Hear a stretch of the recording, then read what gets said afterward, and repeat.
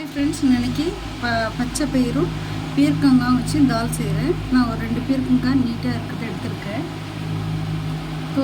தோல் சீவிட்டு இந்த மாதிரி கட் பண்ணி வச்சுருக்கேன். இப்போ பச்சை பயிறு ஒரு கப்பு எடுத்துருக்கேன். இது கூட இதையும் போட்டுக்கலாம். இது சப்பாத்திக்காக நான் பண்ணுறேன்.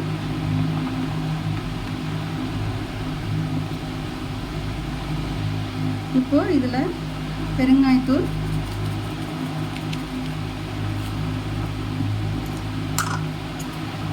மஞ்சத்தூள்,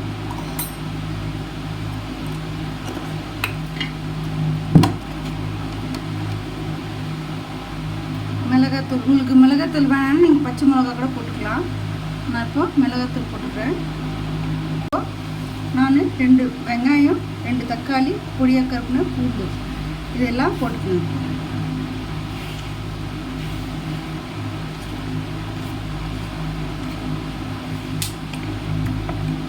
இப்போ இதுக்கு தேவையான அளவு தண்ணி ஊற்றிக்கலாம். இப்போ உப்பு தேவையான அளவு உப்பு போட்டுக்கோங்க. இப்போ தண்ணி ஊற்றிக்கலாம். குக்கர் போட்டு ஒரு 3 விசில் கொடுத்து எடுத்துக்கலாம்.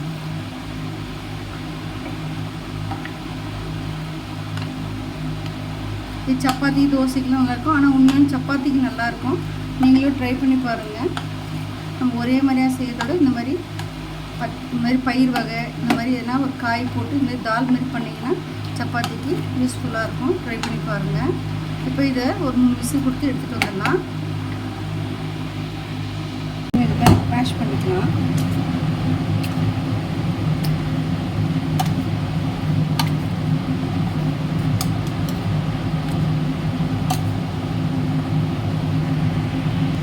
இப்போ கடாய் காய வச்சுட்டேன்.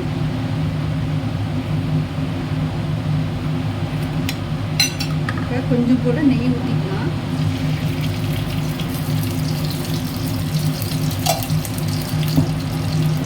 எண்ணெய் கொஞ்சம்,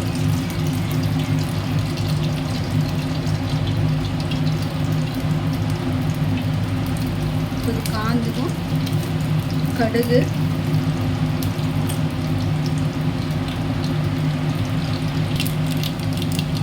கடுகு பொரிஞ்சிச்சு, சீரகம், கருவேப்பிலை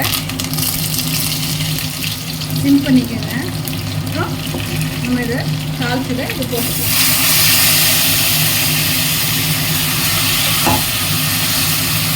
சரிக்கும் கொஞ்சம் முதல்ல பண்ணிவிட்டு அப்புறம்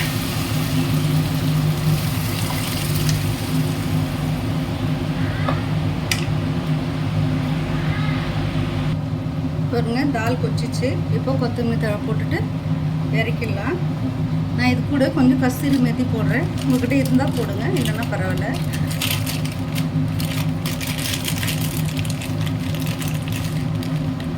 எல்லாம் அப்படி கசக்கிட்டு போட்டுருங்க, நல்லாயிருக்கும்.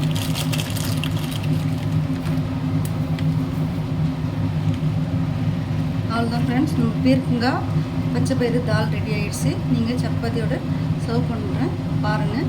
நீங்களும் ட்ரை பண்ணி பார்த்துட்டு எனக்கு எப்படி இருக்குன்னு சொல்லுங்கள். ரெடி ஆகிடுச்சு. இப்போ கேஸ் ஆஃப் பண்ணுங்க. இப்போ நம்ம சப்பாத்தி பண்ணுவோம்.